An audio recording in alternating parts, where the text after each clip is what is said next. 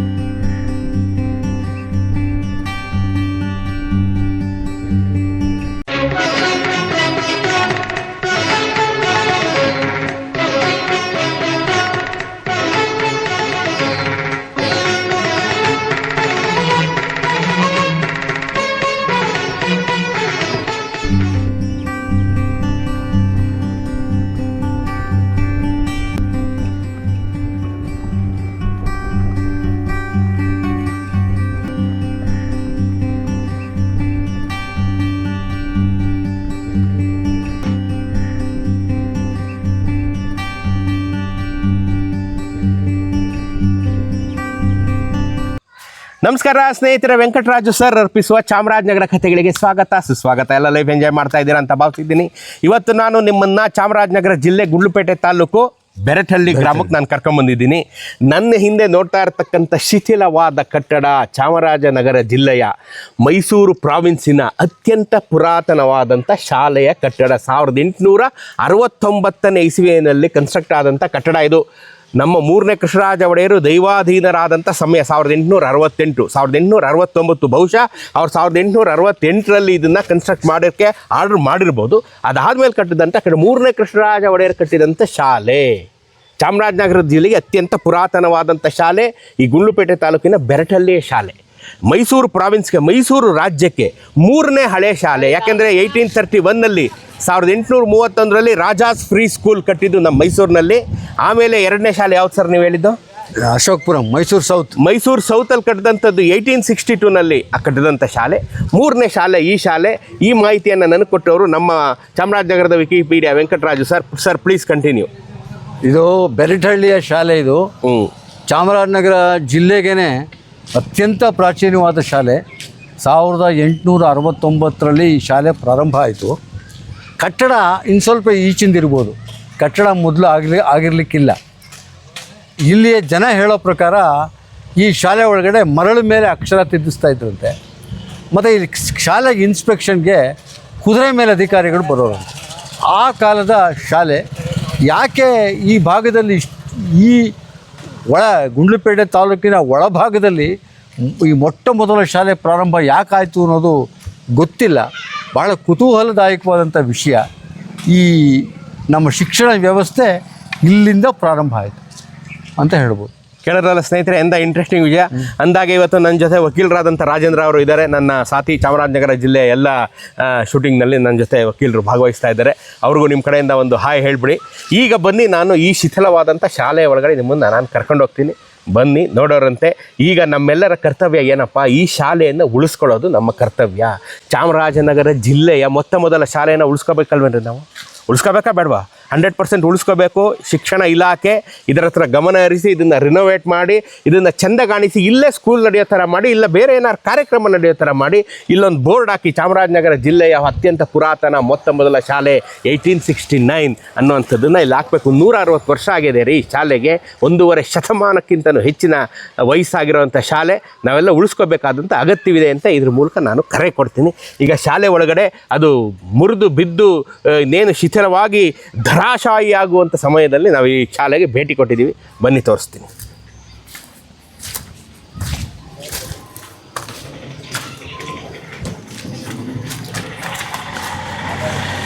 ತೋರಿಸಿ ಬ್ರಿಜೇಶ್. ಇಲ್ಲಿ ಸ್ನೇಹಿತರೆ ನೀವು ನೋಡ್ತಾ ಇದ್ದಾರೆ, ಎಂದಿನಂತೆ ಬ್ರಿಜೇಶ್ ಇವತ್ತು ನನ್ನ ಜೊತೆ ಇದ್ದಾರೆ. ಇಡೀ ಶಾಲೆಯ ಬೇಕು ಬೇಡವಾದ್ದನ್ನು ಇದನ್ನು ಗೋಡೌನ್ ಥರ ಮಾಡಿ ಎಲ್ಲವನ್ನು ತುಂಬಿ ಇನ್ನೇನು ಇದು ಯಾರು ನೋಡದೇ ಇದ್ದರೆ ಇದು ಬಿದೋಗ್ಬೋದು ಅನ್ನೋಂಥ ಒಂದು ಸ್ಥಿತಿ ಒಳಗೆ ಶಾಲೆನ ಈ ರೀತಿಯಾಗಿ ಇಟ್ಕೊಂಡಿದ್ದಾರೆ.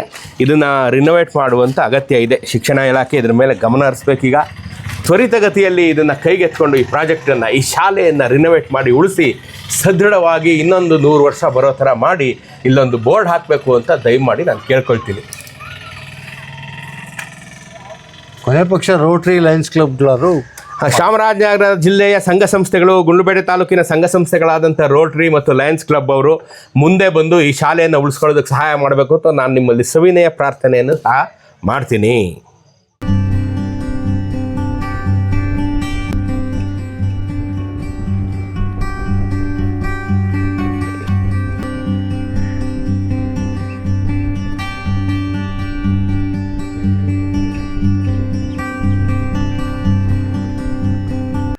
ಸ್ನೇಹಿತರೆ, ಈಗ ನಾನು ನಮ್ಮ ವೆಂಕಟರಾಜು ಸರ್ ಒಬ್ಬರನ್ನ ಭಾಳ ಆಸಕ್ತರನ್ನ ಮೇಷ್ಟ್ರನ್ನ ಪರಿಚಯ ಮಾಡ್ತಾರೆ. ಸರ್, ಅವ್ರನ್ನ ನೀವೇ ಮಾತಾಡಿಸಿ ಅವ್ರು ಏನು ಅಂತ ಹೇಳಬೇಕಾಗಿ ವಿನಂತಿ. ಕೇಳಿ ಸರ್.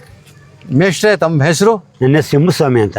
ತಾವು ಯಾವ ಗ್ರಾಮದವರು? ನಮ್ಮದು ಪಕ್ಕದಲ್ಲಿ ಒಂದು ಕಿಲೋಮೀಟರ್ ಆಗ್ತದೆ, ಮಲ್ಲಮ್ಮನುಂಡಿ ಅಂತ, ಇಲ್ಲಿ ಪಕ್ಕದಲ್ಲಿದೆ.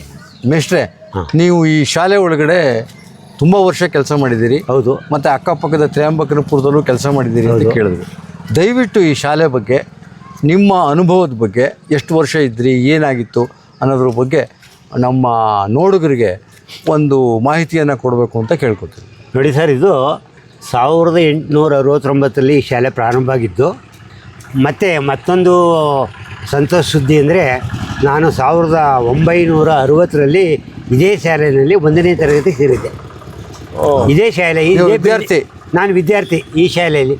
ನಮಗೆ ಇಲ್ಲಿ ಈ ಶಾಲೆಯಲ್ಲಿ ಇದೇ ಗ್ರಾಮದ ದೇವಯ್ಯ ಅನ್ನೋರೊಬ್ಬರು ಮುಖ್ಯೋಪಾಧ್ಯಾಯರಾಗಿದ್ದರು. ಮತ್ತು ತಿರಕನಾಮಿಯಿಂದ ಒಬ್ಬರು ಬರ್ತಾಯಿದ್ರು, ಕಂಪಯ್ಯ ಮಾಸ್ಟರ್ ಅಂತ. ಇವರು ನಮಗೆಲ್ಲ ಟೀಚರ್ ಆಗಿದ್ದರು. ಮತ್ತು ಇದೇ ಸ್ಕೂಲಿಗೆ ನಾನು ಹೆಡ್ ಮಾಸ್ಟರಾಗಿ ಬಂದೆ. ಇಲ್ಲಿ ಸುಮಾರು ನನ್ನ ಅನುಭವದಲ್ಲಿ ಒಂದು 20 ಜನ ಶಿಕ್ಷಕರನ್ನ ನೋಡಿದ್ದೀನಿ ಈ ಶಾಲೆ ಮತ್ತು ಹೊಸ ಶಾಲೆಯಿಂದ ಒಟ್ಟು. ಅದರಲ್ಲಿ ನಮಗೆ ಇನ್ನೂ ಸಹ ನಾನು ರಿಟೈರ್ಡ್ ಆಗಿ 14 ವರ್ಷ ಆಗಿರೋ ನನಗೆ ನನ್ನ ಗುರುಗಳು ಇನ್ನೂ ನೆನಪು ಬರ್ತಾಯಿದ್ದಾರೆ. ಯಾರು? ದೇವಯ್ಯ ಮತ್ತು ಕೆಂಪಯ್ಯ ಅನ್ನೋ ಮಾಸ್ಟರ್ಗಳು. ಅಂದರೆ ದೇವಯ್ಯನವರು ಇಲ್ಲೇ ಇದ್ದರು. ಭಾಳ ಚೆನ್ನಾಗಿ, ಭಾಳ ಉತ್ತಮವಾದಂಥ ರೀತಿಯಲ್ಲಿ ಕೆಲಸ ಮಾಡ್ತಾಯಿದ್ರು. ಅವ್ರು ಮಾಡೋ ರೀತಿ ನೋಡಿ ನಾವು ಅದನ್ನೇ ಅನುಸರಿಸಿ ಈ ಶಾಲೆಯಲ್ಲಿ ಕೆಲಸ ಮಾಡಿ ಇಲ್ಲಿ ಒಳ್ಳೆಯ ಹೆಸರು ತಗೊಂಡಿದ್ದೀವಿ. ಗ್ರಾಮದಲ್ಲಿ ನಾವು ಒಳ್ಳೆ ಹೆಂಗಿತ್ತು ಈ ಶಾಲೆ? ಹೆಂಗಿತ್ತು? ಭಾಳ ಚೆನ್ನಾಗಿತ್ತು. ಆವಾಗ ಚೆನ್ನಾಗಿತ್ತು. ಯಾಕಂದರೆ ಜನನೂ ಒಳ್ಳೆ ಜನ ಇಲ್ಲಿ. ಎಲ್ಲ ಸಪೋರ್ಟ್, ಎಲ್ಲದಕ್ಕೂ ನಮ್ಗೆ ಸಹಕಾರ ನೀಡ್ತಿದ್ರು. ನಾನು ಬಂದ ಮೇಲೆ ಒಟ್ಟಿನಲ್ಲಿ ಇನ್ನೂ ಸ್ವಲ್ಪ ಆಗ 1ರಿಂದ 4ನೇ ತರಗತಿ ಇತ್ತು. ನಾನು ಬಂದ ಮೇಲೆ 5ನೇ ಕ್ಲಾಸ್ ಮಾಡಬೇಕು ಅಂಥೇಳಿ ಆವಾಗ ಎ ಇ ಒ ಪರ್ಮಿಷನ್ ತಗೊಂಡಿದ್ದೆ. 5ನೇ ಕ್ಲಾಸ್ ಆಯಿತು. ಮತ್ತು 6ನೇ ಕ್ಲಾಸ್ ಮಾಡಬೇಕು ಅಂತ ಹೇಳಿದಾಗ ಸ್ವಲ್ಪ ಅಡಚಣೆ ಆಯಿತು. ಯಾಕಂದರೆ ಬಿಲ್ಡಿಂಗ್ ಸಾಲಿಲ್ಲ. ಆಮೇಲೆ ಹೊಸ್ದಾಗಿ ಅಲ್ಲಿ 2 ಬಿಲ್ಡಿಂಗ್ ಆಯಿತು. ಆ ಬಿಲ್ಡಿಂಗ್ ಆದಮೇಲೆ ಮತ್ತೆ 6ನೇ ಕ್ಲಾಸ್ ಸ್ಟಾರ್ಟ್ ಆಯಿತು. 6ನೇ ಕ್ಲಾಸ್ ಸ್ಟಾರ್ಟ್ ಆದಮೇಲೆ 2 ವರ್ಷ ನಂತರ 7ನೇ ಕ್ಲಾಸ್ ಸ್ಟಾರ್ಟ್ ಮಾಡಿದೆ. ಆಮೇಲೆ ನನಗೆ ಟ್ರಾನ್ಸ್ಫರ್ ಆಯಿತು, ಹೋದೆ. ನಾನೇ ವೈಯಕ್ತಿಕವಾಗಿ ಟ್ರಾನ್ಸ್ಫರ್ ತಗೊಂಡಿದ್ದೆ. ಯಾಕಂದರೆ 18 ವರ್ಷ ಲಾಂಗ್ ಸ್ಟ್ಯಾಂಡಿಂಗ್ ಅಂತ ಹೇಳ್ಬಿಟ್ಟು ನಾನು ತ್ರಿಯಂಬಕಪುರಕ್ಕೆ ಮ್ಯೂಚುವಲ್ ಮಾಡ್ಕೊಂಡೆ. ಈಗ ಇಲ್ಲಿ 1869 ಅನ್ನೋದಕ್ಕೆ ಏನಾರು ಒಂದು ದಾಖಲೆ ಇಲ್ಲಿತ್ತು. ಇಲ್ಲಿ ಒಂದು ಒಳಗಡೆ ಮರದ ತೊಲೆನಲ್ಲಿ ಬರ್ದಿದ್ಯಾ? ಒಳಗಡೆ ಬರ್ದಿದೆ. ಈಗಲೂ ಇದೆಯಾ? ತೊಲೆ ಇದ್ದರೆ ಓಪನ್ ಮಾಡಿದ್ರೆ ಸಿಗ್ತದೆ. ತೊಲೆ ಮೇಲೆ ಬರ್ದಿದ್ಯಾ? ಬರ್ದಿದೆ. 1869 ಬರ್ದಿದೆ. ನಾನು ನೋಡಿದ ಮಟ್ಟಿಗೆ ಬರ್ದಿದೆ. ಈಗ ಏನಾಗಿತ್ತು ಗೊತ್ತಿಲ್ಲ. ಇದೇ ಈ ತೊಲೆನಲ್ಲಿ ಬರ್ದಿದೆ ಒಳಗಡೆ. ಆಮೇಲೆ ಮೇಷ್ಟ್ರೆ, ಇನ್ನೊಂದು ವಿಚಾರ ಹೇಳಿ. ಗುಂಡ್ಲುಪೇಟೆಲೂ ಇಷ್ಟೊಂದು ಹಳೆ ಶಾಲೆ ಇಲ್ಲ. ಚಾಮರಾಜನಗರದಲ್ಲೂ ಅಷ್ಟೊಂದು ಶಾಲೆ ಇಲ್ಲ. ತೆರಕನಾಂಬಿಲೂ ಇಲ್ಲ. ಇದು ಬಿಟ್ಟರೆ ನಿಮಗೆ ಕುಲ್ಗಾಂಡದಲ್ಲಿರೋದು 1881.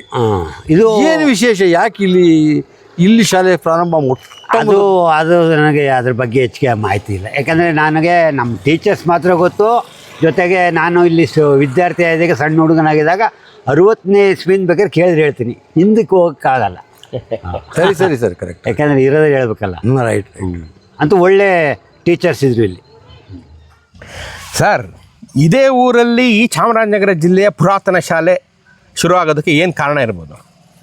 ಗೊತ್ತಿಲ್ಲಪ್ಪ, ಇದು ಬಹುಶಃ ಈ ಊರು ಬೇರೆ ಬೇರೆ ಕಾರಣಕ್ಕೆ ಬಹಳ ಹೆಸರಾದಂಥ ಊರು ಇರಬಹುದು ಐತಿಹಾಸಿಕವಾಗಿ. ಇಲ್ಲಿಯ ಸೂಚನೆಗಳನ್ನ ನೋಡಿದ್ರೆ ಮತ್ತೆ ಇಲ್ಲಿ ಗ್ರಾಮೀಣ ಜನರನ್ನ ಸಂಪರ್ಕ ಮಾಡಿ ಕೇಳಿದ್ರೆ ಈ ಜಾಗ ಯುದ್ಧ ಆದ ಜಾಗ, ಯುದ್ಧದಲ್ಲಿ ಸೋತ ಭಟರುಗಳು ಈ ಬೆರಟಳ್ಳಿಲಿ, ಉಡಿಗಾಲದಲ್ಲಿ ಮತ್ತೆ ಗುಂಡ್ಲುಪೇಟೆಯಲ್ಲಿ ಅವರು ಆಶ್ರಯವನ್ನು ಪಡೆದಿದ್ರು ಅಂತ ಅನ್ಸುತ್ತೆ.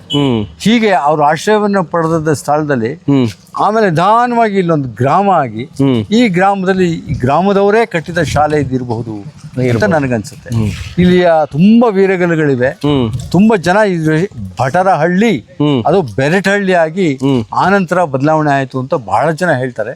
ಅದು ನಿಜ ಅನ್ನೋದಕ್ಕೆ ಸಾಕಷ್ಟು ಕುರುಹುಗಳು ಇಲ್ಲಿ ಸಿಗ್ತವೆ. ಸ್ನೇಹಿತರೆ, ಇಲ್ಲಿ ನೀವು ನೋಡ್ತಾ ಇರ್ಬೋದು ಈಗ ವಿಡಿಯೋದಲ್ಲಿ ಈ ಊರಿನಲ್ಲಿ ತುಂಬ ಹತ್ತಾರು ವೀರಗಲುಗಳು ಒಂದು ಕಡೆ ರಾಶಿಯಾಗಿ ಬಿದ್ದಿವೆ. ಊರಿನವರಲ್ಲಿ ಕೇಳ್ಕೊತಾ ಇದ್ದೀನಿ ಮತ್ತು ಸಂಘ ಸಂಸ್ಥೆಗಳಲ್ಲಿ ಕೇಳ್ತಾ ಇದ್ದೀನಿ, ಆ ವೀರಗಲುಗಳನ್ನ ಉಳಿಸುವಂಥ ಅಗತ್ಯವಿದೆ. ಯಾಕೆಂದರೆ ಐತಿಹಾಸಿಕ ಒಂದು ಗ್ರಾಮವಾಗಿದ್ದು ಈ ಬೆರಟಹಳ್ಳಿ. ನಮ್ಮ ವೆಂಕಟರಾಜ ಸರ್ ಹೇಳಿದಾಗೆ ಇದು ಐತಿಹಾಸಿಕ ಗ್ರಾಮ, ಯುದ್ಧ ನಡೆದಂಥ ಜಾಗ. ಸೊ ಹಾಗಾಗಿ ತುಂಬ ಜನ ಸೈನಿಕರು ಇಲ್ಲಿ ಹುತಾತ್ಮರಾಗಿದ್ದಾರೆ. ಅದರ ಫಲವಾಗಿ ನಾವು ತುಂಬ ವೀರಗಲುಗಳನ್ನು ನಾವಿಲ್ಲಿ ನೋಡ್ತಾ ಇದ್ದೀವಿ. ಅದೆಲ್ಲ ಉಳಿಸ್ಕೋಬೇಕಾದಂಥ ಈ ಚರಿತ್ರೆನ ಮುಂದಿನ ಜನಾಂಗಕ್ಕೆ ತಗೊಂಡು ಹೋಗಬೇಕಾದಂಥ ಅಗತ್ಯ ಇದೆ. ಇದೇ ಕಾರಣ ಇದ್ರೂ ಇರ್ಬೋದು, ಈ ಊರಿನಲ್ಲಿ ಮೂಲ ಕೃಷ್ಣರಾಜ ಒಡೆಯರ ಕಾಲದಲ್ಲಿ ಈ ಜಿಲ್ಲೆಯ ಪ್ರಪ್ರಥಮ ಶಾಲೆ ಶುರುವಾಗೋದು ಕಾರಣನೂ ಇರಬಹುದು. ಆದರೆ ಈಗ ಈ ಶಾಲೆಯಲ್ಲಿರ್ತಕ್ಕಂಥ ದಯನೀಯ ಶೋಚನೀಯ ಸ್ಥಿತಿಯಿಂದ ಇದನ್ನು ನಾವು ಹೊರತರಬೇಕಿದೆ. ಈ ಥರ ಇದನ್ನ ಇಟ್ಕೋಬಾರ್ದು. ಈ ಊರಲ್ಲಿ ಒಂದು ಸ್ಕೂಲ್ ಇತ್ತಂತೆ ಅಂತ ಹೇಳಬಾರ್ದು. ಈ ಸ್ಕೂಲಲ್ಲಿ ಒಂದು ಸ್ಕೂಲ್ ಇದೆ ಅಂತ ಇದನ್ನು ನಾವು ರಿನೋವೇಟ್ ಮಾಡಿ ಇಟ್ಕೋಬೇಕಿದೆ. ಅದು ತುರ್ತಾಗಿ ಆಗಬೇಕಾಗಿದೆ.